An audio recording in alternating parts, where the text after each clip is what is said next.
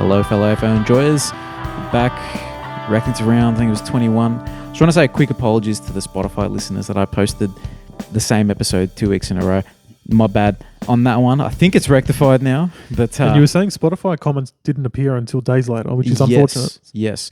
I can't remember the guy's name. I would shout you out, bro. But anyway, if you're listening, hopefully we're listening to the right episode this week. Hopefully you really enjoyed that episode from a couple of weeks ago. Yeah, I know, to listen to it twice, man. On a serious note, like, thanks for letting us know with the comment, but also now that we know that the comments don't come up right away, maybe just chuck it on the YouTube channel as well. Yeah, true. YouTube comments, just say, hey boys, Spotify had an error or whatever. Yeah, no, that's true. Also, now I know you can actually comment on Spotify. That's crazy. Anyway, that's something I've never thought to do, but, I should do it. Look, started the week off and just a big gobsmacked by it all, to be honest with you. Like, the way teams can play, they can be so hot and then so cold just based on effort. That's what they always say. Oh, the effort wasn't there. It's like, bro, the effort wasn't there. Now you lose by 90 points. Yep. GWS, what are you doing, man? Yeah. Well, shocker. Was it warning signs when they played an amazing second half last week, right? Some of the best football you see, but it took an all-time spray from Kingsley to get him up. And then the week later, they come and they produce that, and it's done in the first quarter. And then they nearly lose by 100 points, and Bulldogs kick like 18 points as well. So I wonder whether the Giants just aren't there mentally at the moment, not switched on. Which would be weird because they're fighting for finals, they're fighting for top 4. Correct. It's an unacceptable margin. I will say the Dogs at Marvel, if they get a hold of you, they're a very, very good, high-scoring team. So, yeah, they were just completely off it. But we have said for a while, like, Giants, one of these teams where they'll be so hot, like Matt said, and then get so cold. I didn't think they'd be the team to slide out of finals. I've had my money on Freo to repeat last year, but I don't know, man. It's getting... People are sort of shouting at Hawthorn, which we'll get to, with Will Day going out and a tougher fixture, but... I don't know, man. Giants, if they don't get out of this slump, usually they're sort of ending the year stronger. But it's not happening right now, man. They're playing North next week, though. So yeah, I've had a quick look at their run. It's North, then Gold Coast at Gold Coast. That's a tough game. And then their last game is against the Saints at NG Stadium. They'll be fine. You would think that. That's a danger game, though. Look, the Gold Coast game, look, St Kilda aren't the worst team. Gold Coast is a very tough game, right? They're on fire. And if Bulldogs win all 3, they go up with percentage. So it wouldn't matter anyway. So would Giants, if they win 2 out of 3... If they win 2 out of 3 and Bulldogs win all 3, Bulldogs jump them. Right. And it's the same situation for Hawthorn as well. Gold Coast to a lesser extent because they got a game in hand. So it's interesting, man. And who do the Dogs have? So Dogs have Melbourne, Eagles, Freo. I think that Freo, people have been saying for a while, that last game the Dockers and Dogs have at Marvel is going to be probably the most high-stakes game in that last round. 100%. Huge. 100%. Well, there are a lot of games at the moment that are pretty much finals as it is. Right, so the Hawks who versus Collingwood this week on Thursday, that's effectively a final for Hawthorn. They lose that, they're probably the ones that miss out. So... GWS, a lot of these teams, Hawthorn, GWS and Dogs are looking at each other, Spider-Man meme, and going, please drop it for us. I think the rest of the teams are probably clear now that Freo's a game clear from that pack. Yeah, look, we'll talk about the game a little bit. It looked like Sam Taylor, he got spooked a bit by Darcy. Like, I think he was giving away free kicks. It was just like, and I know Buckley went out, and that's a big out for them, but... Man, all of a sudden, the best, I'd say he's the best one-on-one defender in the game. Between him, Wiedering, there's a few decent one-on-one defenders. He's up there. Yeah.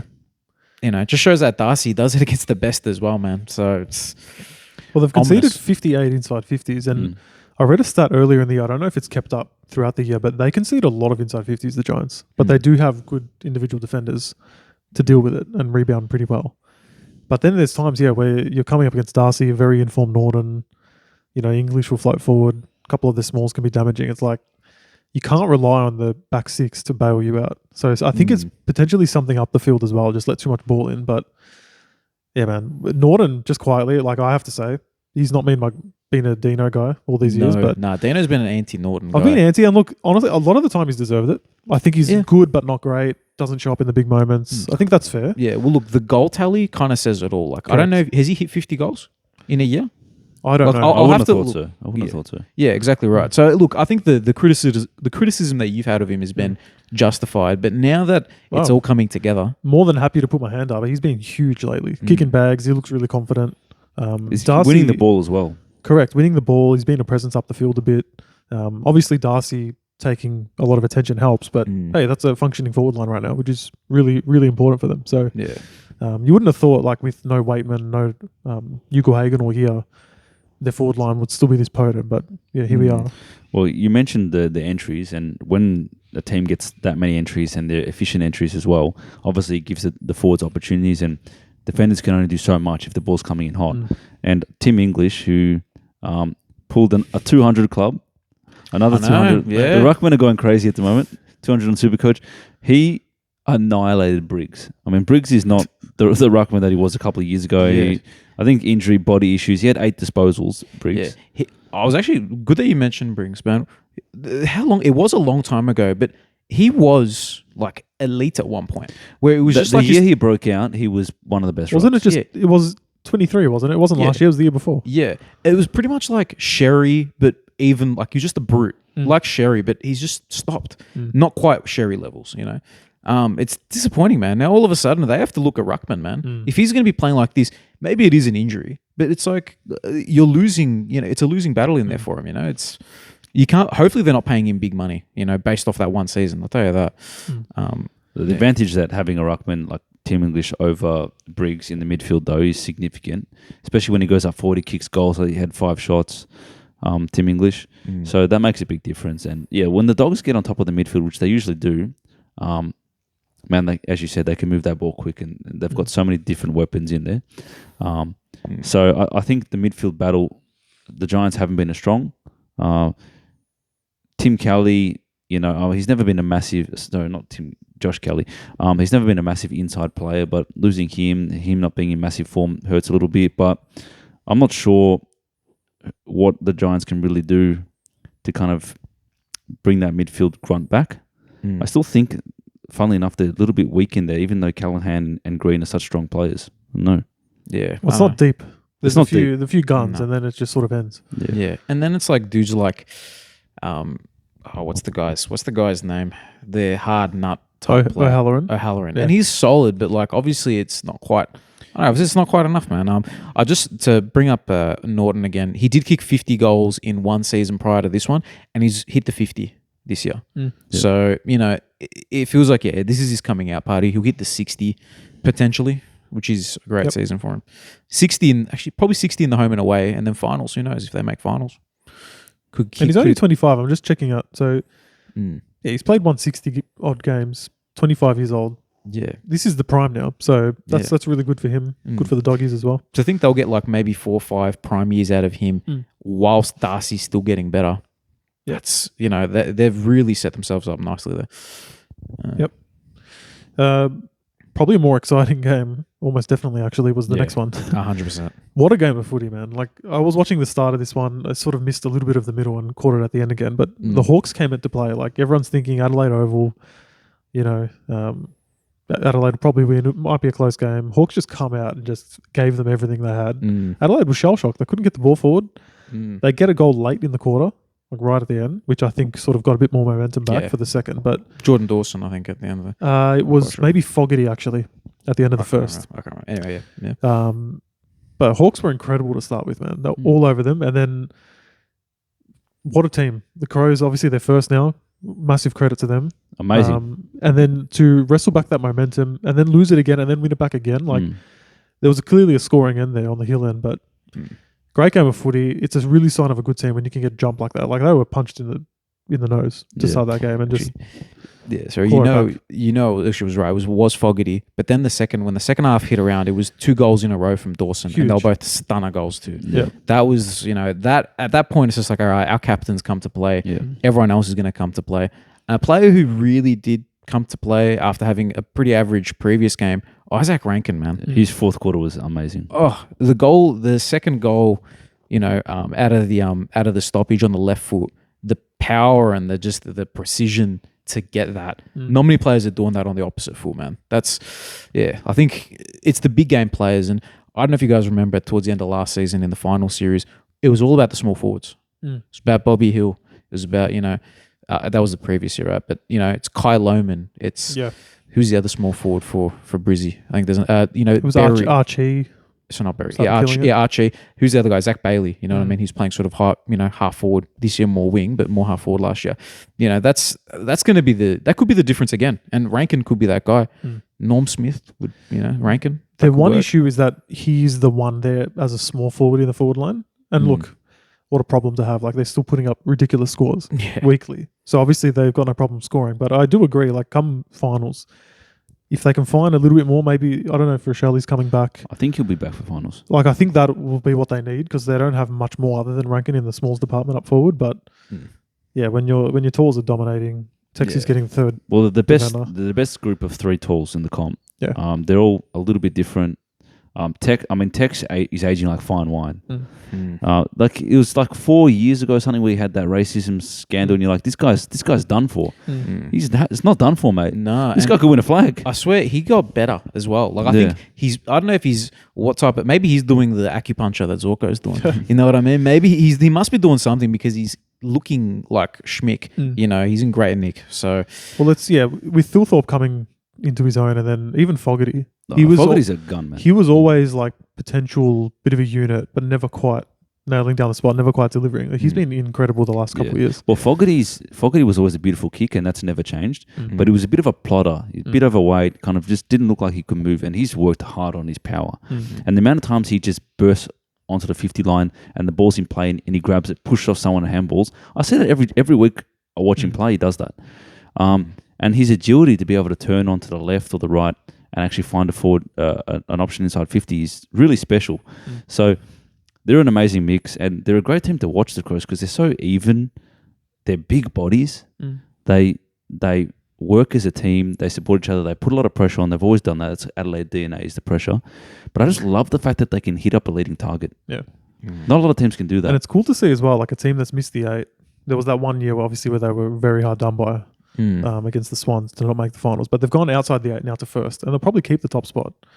All odds are they will. So it's promising for the teams outside the 8 to say, look, if you do things right, you recruit well, you draft well, and whatever, bide your time, you can go from outside the 8 to first. Yeah. We've seen it time and time again. Well, so they recruited poorly for such a long time. I remember on the podcast last year, I kind of went through at the start of the year kind of who they had recruited over the years and how poorly they had done. But they brought in Jordan Dawson, who's changed the DNA of the team. Rankin is a superstar, so they knew what they were getting when they got him from Gold Coast. And they found role players. And not only very shrewd recruiting in getting Pete Ling and Alex Neil-Bullen, because even though they're not stars, they're hard bodies, and they just lift up the base level of the team. Correct. Yeah. Even Keys as well. Keys, yes. He was a Brisbane academy, I'm pretty sure, back in the day. So, they've found enough of those hard-working role players. And the defense is where that conversation continues, because like you list off all the names there, the common fan who just watches casually wouldn't know what these guys look like. You wouldn't know which one's Butts, which one's Worrell, but like as a unit, they all kind of look a little bit the same. I have to look at the numbers. Not gonna lie. Well, this is the thing, right? So they've not gone and recruited big in the key defense. They haven't had to. They've done really well on the margins, like you said, to raise their floor. And then their ceiling, I think I mentioned the other week, it's like prime Adelaide that made the granny all those years ago now against Richmond. It's like firepower. Yeah, scoring power is amazing. Scoring power, like as the ladder goes right now, it looks like they'll finish first. Gold Coast fourth. Gold Coast will get rolled in that first final. Well, they just rolled them a couple of weeks ago, didn't they? They'll do it again. It'll probably be worse, to be honest with you, because Suns will probably lose their head. I'll be shocked if that's not the outcome, but we'll get there when we get there. Look, you don't want to go to Adelaide and Adelaide home crowd in a final. Correct. That's hungry for it. Imagine the noise, mate. Yeah. True. Look, just on the Hawks, they actually played a pretty good game, and it was just the ability to convert those big moments in the last quarter that changed them. Like the one that comes to mind is the D'Ambrosio miss from 15 minutes out. Yeah, that was the killer. Yep. Went to the other side and was it Tex that kicked that goal? I'm not sure, but they just didn't quite have the ability to capitalize on those big moments. And Adelaide just seemed to play as a team better, and were more impressive. But Yeah. I don't think Hawks did a disservice to themselves. But at the end of the day, they needed that win and they couldn't get it. Yeah, and look, it was interesting because they went with a very, very tall forward line. That's true. Like I know Gunston, he's not like he doesn't play like a hulking key forward. He kind of comes up the ground and does his thing, but it just didn't really work out. They had to sub out Kal Shadir in the end. I don't know. I think one of them is going to have to fall out of that of that lineup because I don't know. They can't all be doing well. Like I think Gunston. So I'm looking Gunston 4. No one else got double digits. So Chol and Lewis won apiece. Yeah. That's probably not enough return if you're going to play 4 key forwards. Yeah, that's true. And the biggest thing we haven't even mentioned is Will Day's injured. I know. That's how does that not affect their ability to make finals, man? Yeah, bro. Like, look, he's my boy, and I barely enjoyed. We had 2-3 weeks of him. Didn't have a chance to properly enjoy. Yeah, 2 weeks of Will Day. Didn't have enough time to enjoy one of probably he's one of the better young midfielders in the game. Well, it's him. It's a shame. And we'll get to later in the round, but Hayden Young again, another young promising midfielder who's just not had the luck with injuries. So it sucks, kind of massively sucks. Yeah, well, I guess that's sport for you, man. That's sport for you. That's Injuries happen. It's no good. Next one, not much to say here. Like Melbourne, very nice win. Probably felt nice for their fans and for them to put up such a massive score. But man, the Eagles are in a world of trouble. Yeah. Look, I think the benefit that I look at, and I'm looking at the goals that sort of happened. So 3 goals in the first quarter, 3 goals in the second, then 10, and then another 5 for Melbourne. So it was just the consistent effort all the way through, which I think the fans have to at least be like, yeah, sure, at least we can do that. But again, you can't get too excited. Nice to see Marriage go back into the defense. I think for West Coast, he gets a bit of ball there. I was going to say good move for them. That's what you got. I feel like him and Tom McCarthy, you got to give him the keys. For now, like unless one of them can play midfield and help out that midfield, I think you just got to give them the keys in the defense because they've actually shown that they've got something there. Yeah, I was going to say for Melbourne, finally Fritsch has shown up in the last sort of month or so. They've desperately needed that X factor, that scoring up forward. He's been missing and not in great form, even dropped. I swear, there's a lot of Melbourne players in that same kind of boat. Correct. I swear, since he got snubbed, the Norm Smith, Fritsch kind of hasn't been that guy since. I don't think in the last month or so, he seems like the normal Fritsch to me every time I watch. So good on him. Good. Hopefully, he can continue it because he's exciting. 100%, man. Look, I think you summarised it. Melbourne have had a terrible year. They get a moment of joy, beating up on one of the worst teams we've ever seen. And in isolation, they would have enjoyed a beautiful kind of Saturday afternoon game. Yep. But then back to misery, I think, probably next week. Yeah. Yep. Look, little shout out to Jai Cully against his old team getting a couple goals. Look how pleased he looks in this profile photo. He just looks so pleased. Grew up a Melbourne fan. It's great that he gets his opportunity. I feel like he's one of those dudes who, if he was a bit quicker, he'd be a great mid. I think he'd be really good because he's a big body. I don't know if there's much of a market for that type of player anymore. But good to see him get an opportunity. Have his AFL moment. You know what's funny about this game? Yeah. West Coast won the hitouts. What?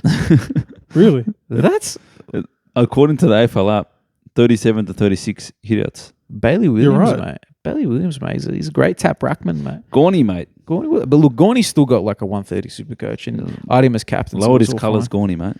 Mate, you can't put him All-Australian captain now. No way. True. When you get beaten, hit out in the hit out number by Bailey Williams. That's hilarious. Yeah, that's good. It's good, astute pickup there. Thank you, man. You're very welcome. Next game. More of the same, really. More of the same, man. Richmond didn't kick a goal in the first half. 2 for the game. 2 goals in 11. Yeah. I was kind of tracking it on my phone. I was never going to watch this game, but I was seeing them not score. And you get that sick feeling. You're like, don't score the whole game. Yeah. I want to be part of this moment in history. Yeah. Of course, they ruined it, but look. A bit of a revenge game from the Suns. 100%. It's hard to think that this team lost to Richmond at the start of the season. Like, when you play someone makes a big difference, clearly. Yeah, mate, the AFL is so weird like that because we're starting to get a little bit into the Premier League mindset, all right, because that's coming around soon. Those type of performances are like once in every 2-3 years where a bottom team beats a top team. Yeah. It just doesn't happen. What? In the AFL, it just feels like it happens, man. It happens, like these sort of upsets just seem so common. But, now obviously it's not happening right now. Yeah. But like at the start of the year when teams are feeling each other out, weird stuff happens, man. I heard some stat, and I can't remember exactly what it was, but it was basically along the lines of over the last period of time, and that's the bit I forgot how many weeks it was, that the amount of times that the bottom 9 teams or 10 teams have beaten the top 8 teams is once out of like 40 games or something like that. And that was when Sydney won against the team, and they're pretty good. Really? So all of the top 8 or 9 teams are beating the below teams every time. Oh, well, there you go. Well, Wow. It doesn't. It's just because at the start of the season, it's a bit more of a wild card. But the second half of the season, it's been very clear who the good and bad teams are. Yeah. And just a little tip for tipping. If we had known that, just tip the favourite. It doesn't happen. True, true. Look, I think maybe it's just that, 2-3 month period where it's like, okay, we know what we're doing now. We've actually had, a bit of we've got a bit of a sample size here of, what it's like again playing AFL and, and putting our new system in this year. That's sort of when it, it gets a bit simpler. You know what I mean? Teams know how they're going to play and they know that they're going to win. Yeah. I mean, if you're a Tigers player, you've had a big year, a very successful season, I would say, for a rebuilding team. Man. You got 3 weeks left. You're a young player. You're done, man. You just get me out of here. Yeah, you know what I mean? That's it, man. And I think that's just human nature. Yeah. And the Suns, they're coming for top 4. Like, they're hungry. They want revenge. It's always going to be a bloodbath, man. Quick one. Between Anderson and Rowell, who do you reckon's getting more Brownlow votes? I think Anderson. Okay. I want to say He's had a couple of captain moments. He's had a couple of goals in big air, like the Collingwood game and stuff.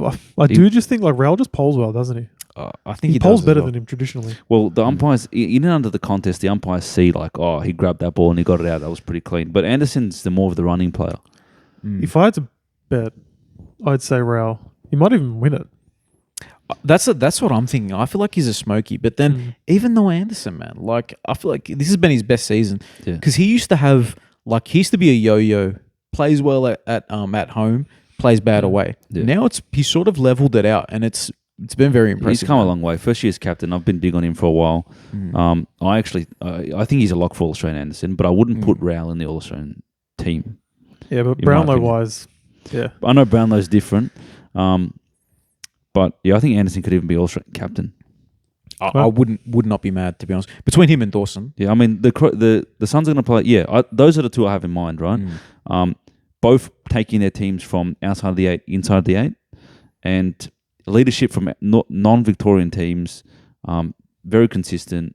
I mean, I just think they've stood up in big moments. I think both of them have been very special. And I think they'll both get their chops when it comes to All-Australian. But I'd love to see them get that kind of title, vice captain and captain. Yeah, instead of the usual kind of Bonts and Gawns. It gets a bit old. Not necessary. Yeah, I agree. I mean, bit of a fresh, some fresh faces. Speaking of All-Australian, Brodie Grundy, he joined the 200 club as well? So Yeah, he 2 did. ruckman in 1 week. I feel like the 200 club's kind of gone crazy. We've had 2 in 1 week. We had Sweet like a couple of weeks ago. They're just ruckman though. It's just rucks. Just taps to advantage. Yeah, and that's why I'm thinking of trading in Sherry this week, mate. I'm thinking of trading out Zorko. My last trades, Zorko out and get Sherry in. Back to the gutsy performance from Essendon. Well, it was gutsy in the last quarter. It was. And look, I think that's all you can really expect as a fan because at least it's like, all right, these guys actually care. And, it can make you feel good going into the next season where hopefully, you don't have 15 injuries.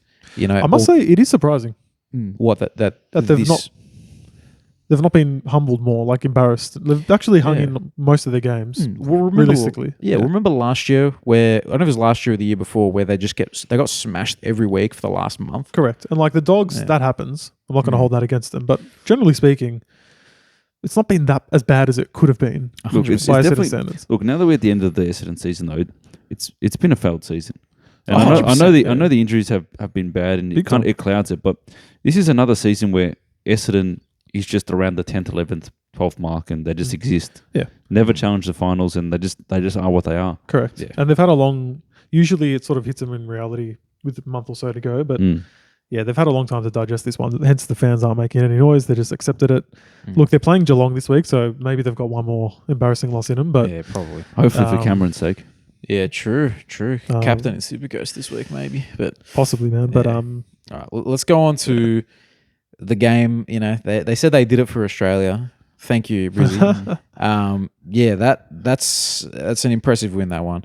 And the guy, you guys, when we were talking about, Brisbane's key You forwards. got to stop bringing this up. Bro, when you guys... We didn't diss Logan Morris, man. Nah, you did, man. You did. You guys said, I think they need to get better key forwards. It's funny how we never talk about this when he doesn't score 6 goals. Yeah. Isn't that convenient? Nah, look, hey, I'm excited for the young kid, man. Just the absolute baby face. You just don't expect him to be this commanding forward presence. Yeah. You're right about Fantastic. not expecting it. By looking at him, you just can't see. Yeah. But- It looks like a child, bro. Yeah. Maybe I'm just getting old. Well, he's only 20. Yeah, well, there you go. So, man, it's just great effort from him. And the goals that he was kicking as well, left-footed snaps, bro, against Collingwood at the MCG. Big game player, man. That's great. 80,000 crowd, not overall by the occasion. Look, there's so many things to like about Brisbane, and one of them is the fact that even though they've just won a flag, they've got a handful of absolute elite young players. Oh, yeah. They've all said like Morris, Fletcher, Yes. Wilmot, the 2 Ashcrofts. That in itself is all you need. Yeah, legit. That's And there's building more, blocks. Yeah. right? So that's seriously special. But last week we were talking about, should we be worried about the Lions? Why do we never get worried about the Lions? Well, this is why. Yeah. Exactly right. Yeah. Because they come out and they smash the best team all year on their home deck. Yeah. And that was a convincing win, in my opinion. Mate, I'll give you 4 names. You hit disposals, ordered by disposals, Neil, McCluggage, Dunkley, Ashcroft, the only 4 players who got 30-plus disposals. That's control right there. And it's not like they have like the most dominant ruckman in the game, playing in there. You got Fort. Darcy Fort in there right now. Mate. They don't even- Premiership, right? Premiership ruckman, but it's like, it's not like you're giving him absolute, silver service. Yeah. It's like these are just 4 mids who just know how to hunt ball. They're good users of the footy. And they're all a little bit different, where they can complement each other in different ways. Particularly Dunkley being a bigger body, and he can man up. In this case, he was on Dacos at stoppages at points, and sort of Dacos fell away at that point. Yeah. So, and your boy, Oh, mate. Huey, Forget about it. mate, Special boy. 100%, all Australian, man, 100%. It's right that you bring up the midfield, because that's where they identified went wrong last week against Gold Coast. This contest wasn't there. So if you talk about getting a team at the wrong time, well, the Lions have come clearly with one focus, and it's just so obvious that they've come and gone, all right, this is what we need to fix. And it was very, very mature, and their midfield just got on top and worked hard. 100%. And worked hard all game. It's what they talked about. It was their coach was like, oh, this is just an anomaly. We're going to come back and fix it in the contest. They've come and they fixed it in the contest. And after, the interviews are like, we needed to beat it in the contest. So it was just like, that is what they had to do.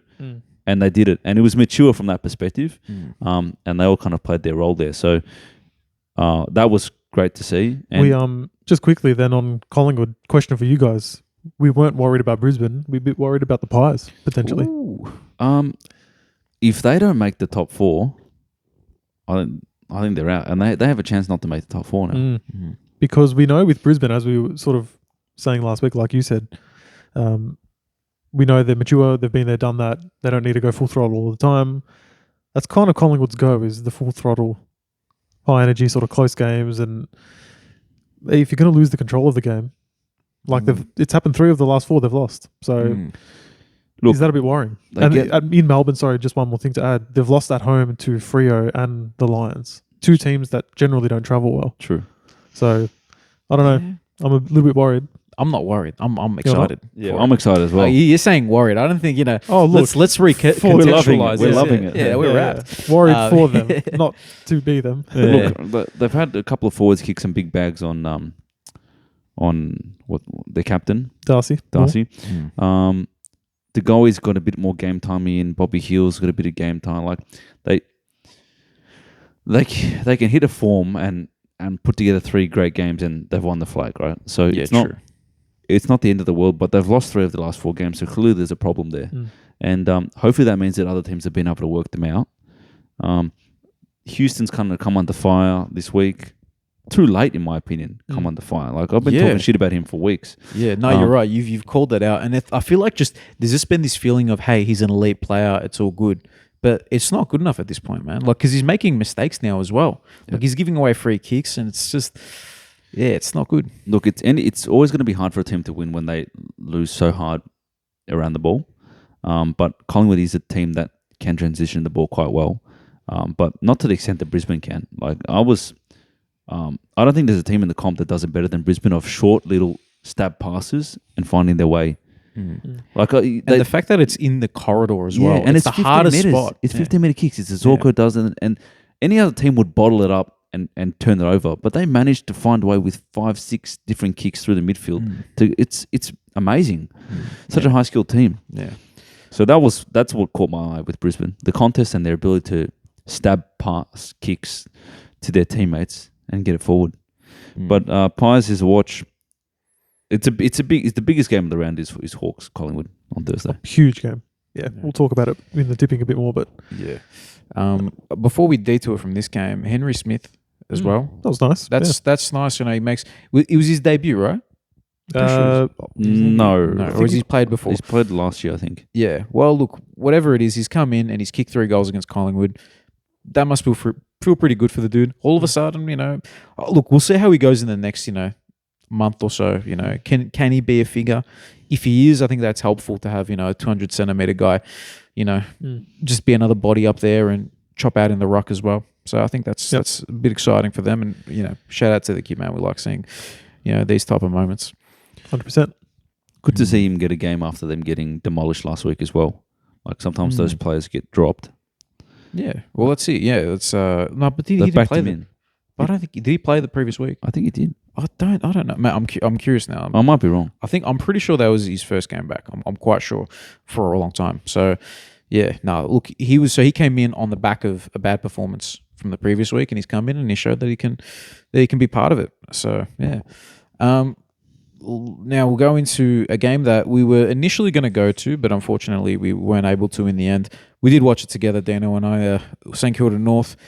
Yeah, look, I think it's typical. This is the Port game. This is the Essendon game. This is what was the other close one? The Brizzy game. Freo game. Like, just moments of just madness trying to exit the 50. And it cost us the game. Cost us 2 or 3 goals, and then that's the entire game. It's five losses under 10 points now. Like you said, those games there. So and a couple that we've won as well. So you know, look at the positives there. But the reality is of this game is we had I think 16 or 15 less inside 50s.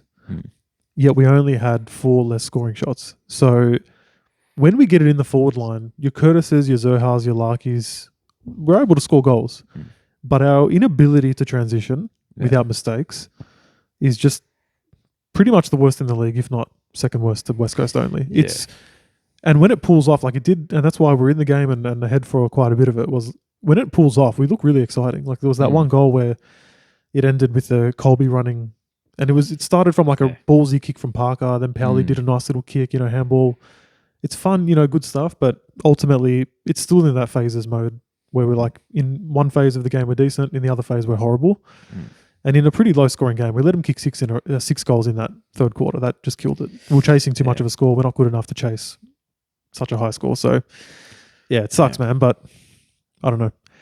If I could just add, one thing that excited me was to see Dersma, McKercher, Wardlaw, Sheasel, Finn O'Sullivan all playing together for once, because there's been either one in the VFL or 2 in the VFL, 1 injured. Yeah. Wardlaw, Sheasel as well. Like, good to see everyone that we want to see, the high-end picks, all playing. That was nice. Even Cooper Harvey. So he didn't kick a goal in this game. I'm pretty sure. So he didn't kick a goal, but in I don't know if it was the third quarter or the fourth quarter. No, it was right at the end of the game. Right at the end of the game, we see him a bit more, you know, playing halfback type role. And he's a great user of the footy. He's a very smart footballer, which makes sense. You know, he's great genes. So that was great to watch. Look, Saints, it was funny actually seeing the start of the game where North completely controlled it. It's because the Saints were trying to play almost like the tempo of the way they ended last week, like just vibes only. And like, that's just not their game. Obviously it worked in a miraculous way last week, but they looked very out of place trying to do that and actually played in our hands because we were playing the more controlling short kick game. So loads of uncontested ball, uncontested marks. Worked out really well, but yeah, we couldn't sustain it. And then obviously the Saints put the score on the board. Nazi's a superstar. Like he's hitting levels that are just unstoppable, really. Yeah, physically as well. I'm pretty sure Jared Healy said one of the best players in traffic that he's ever seen. I think he might be right, man. The game like slows down. It's Pendlebury-like, but it's quicker. If that makes sense. They're sharper movements that he makes. Pendlebury makes time go slow, and it's like, and he looks slow doing it. Naz doesn't. It still looks quick. It's like, how do you have such fluidity? Yeah. And also such speed and height as well. He's a big guy. He's got the long arms and legs, Yeah. but also can like that low center of gravity somehow in a weird way where he can get going quickly. Yeah. And his top speed obviously is incredible as well. He went on a nice run. Yeah. Good And then composure. just insane. They better pay him up, man. And I hope for St Kilda that he stays. I don't want to see him as a Port player. Yeah. It'll just be gross, bro. Port's more of a basket case than Saints, man. I agree. Yeah. I agree. New coach, no real vibes. Yeah, but happening. if they somehow get him and keep Butters, it turns around pretty quickly in my opinion. It can if Juan Francis is firing and Rosie's firing, but I don't know. I feel like the Saints have a nice young crop. So I agree. yeah, I'd like to see him stay. I like to see young players stay their teams. So just quickly on the North thing again. So we mentioned the 5 close losses we've had. Obviously, I'm not naive enough to think, we should have, could have and should have won all of them. Then we would have been, 20 points more than what we are now. But let's just assume we win 3 out of those games. Like, in my opinion, we should have won the Essendon one. That was a joke. Yeah. This one, I think we could have won, and maybe the Port one. Like, maybe 3 of the worst teams in that one. That's another 12 points. We'd be sitting above Carlton right now. Above Carlton, above Melbourne. We'd be sitting in 12th. We'd be sitting in 12th. Part of me says, like, it kind of feels like we're there. But honestly, like, the reality is, you're not. And that's the thing I've been struggling with this year is the optimist in me has been saying these kind of things. Like, you tell yourself, we're moving in the right direction. Like, is it better than last year? Sure. But the reality is what I'm focusing on now. I'm being a bit more pessimistic. Like, the reality is we're still second last again. So they really need to get going with the wins, man, because you can't trade your first round pick and finish second last. I don't care what the context is. Yeah. I've said many times, I like Matt Whitlock. He's developing nicely, but you can't do this. No. Yeah. That's bad. It ends up being like a huge L, a massive L. And this is North Melbourne fans saying it. This isn't just the AFL community. These are guys, this is us being like, look, this is not acceptable from the club. I think that it's a reality check. Correct. And in the world where we are 12th right now, and say we finish 12th, which would have been, I think North fans would agree, like our best case scenario this year, right? In the draft, they're saying there's a lot of bids and whatever. That would have gone from pick 8 to maybe even like 12, 13. Yeah. Then it's like, hey, you traded pick 13 for, what did we pick Whitlock at, 20-something and a second round pick. That's a perfectly normal, fine trade. So in a way, they kind of projected the value almost, but we didn't get the job done. That's the thing. You know what I mean? Yeah. Like, it would have been a great trade if... And by a long shot, by the way, because I know there was close margins. 5 games is a lot. Correct. Yeah. So it's not like, it's 1 or 2 games here and there and you would have shot up the ladder. Yeah. But the fact that we're in that amount of close games shows me that, like, behind the scenes, they've kind of analysed the value there. Not bad, but the one thing they didn't factor in was this team just has no clue how to win games of football. And they're just not ready yet. So optimistically, let's look, we're obviously one eye on next year now. Maybe we can get there next year. I was sort of hoping we'd be there this year and then go again, but that's okay. I can wait a couple more years. Yeah. I've waited What's a couple more years? What's 5 more years, man? I've waited 6 already. It's fine. As long as it ends with something good. If this